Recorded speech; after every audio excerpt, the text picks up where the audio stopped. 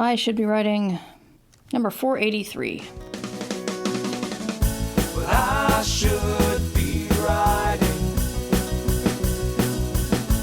I should be working on my craft. I should be writing.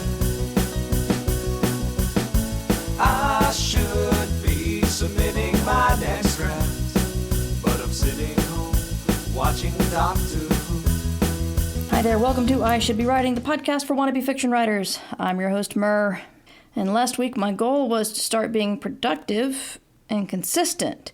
And this week I learned what it's like to handle elder care and child care and pet care all at once and still be productive. Something's got to give, and yesterday was productivity, which kind of sucks. Last week I actually recorded and I should be writing, and then I realized I pushed the wrong button on my recorder, and it was the end of the day, and I was so angry with myself I didn't record it. And the best part is, I forgot what I talked about, so I can't even reproduce it. Boy, I really wanted this year to be awesome and productive and all that stuff, and it's been just... I feel like I'm stumbling all over the place, including getting you guys content. So I'm going to talk about revision, because that's what I'm working on right now. And what I'm doing, and I don't know if I'm cat waxing or whatever they call it, basically busying myself with stuff that's pointless, but I'm currently taking my existing novel and I'm writing it all on note cards. And then I'm taking my new outline and the work I have already, and I'm writing that all out on note cards. And then I'm going to try to take the work I have already written and put that in, shuffle that over to the existing, the new book, so I can figure out what actual hunks of text from I already have written that I can keep. Because a big part of the book is restructuring. And so I don't know if I'm cat waxing or not. We'll see if this works. I do know that I was having a lot of trouble with all the timelines in 6 wakes. And one day I finally just wrote all of the scenes down on note cards and spread them all over my office floor and finally got everything worked out the way I wanted it. And that helped a lot. So I think that's what I'm trying to recreate here. Am I succeeding? I don't know. We'll see. I'm having trouble prioritizing again. So, we'll see how that works. Rewriting is very difficult for me. I know people who the writing is the chore and the rewriting is fun, and I just don't see that. But then again, you know, I don't know how people like Indian food, and clearly I'm in the minority there. It's just different tastes, different experiences, and different abilities. Except for the Indian food, that doesn't require abilities. That's really just taste and exposure and all that stuff. But the discovery part is fun for me. I found a way to make the key murder in my book much more exciting on rewrite. So I will say there's that, but it was during writing a new scene, so that felt more like discovery. I don't know. It's all very confusing. I'm second-guessing myself a lot lately, and that's got to stop.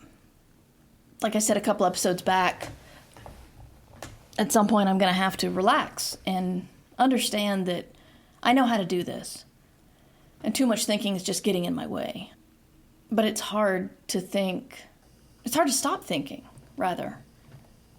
It's like if somebody throws you a ball and you're a professional ball player, you reach up and you catch it.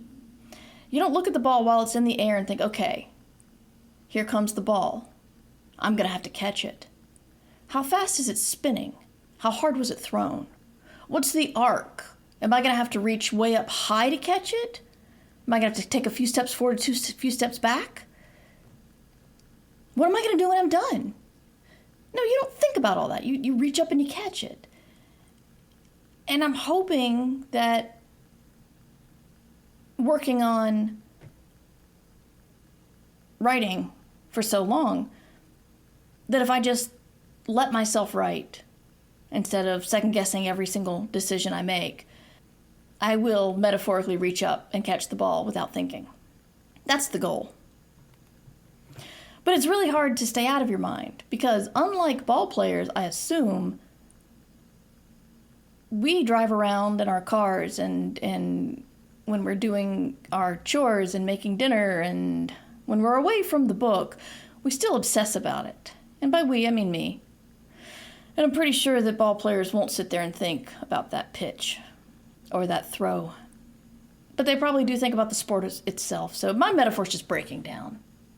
The point is that I need to get over myself and get to writing because I'm behind, and I'm behind more and more every day. And it's scary. But to be fair, my world has kind of changed focus lately. And the creative stuff has had to take a back seat. And I'm slowly coming back and getting a handle on things, but it's still a struggle, I'll be honest. But I think that'll end it because I'll be more likely to get it up in a short amount of time. If you've got any questions, email me, mightymur@gmail.com. Murverse.com is where I am on the internets. And I'll see you tomorrow.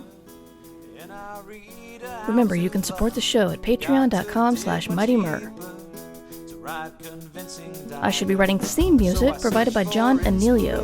You can find more about him at johnanelio.com. This podcast is distributed under a Creative Commons Attribution Share-alike license.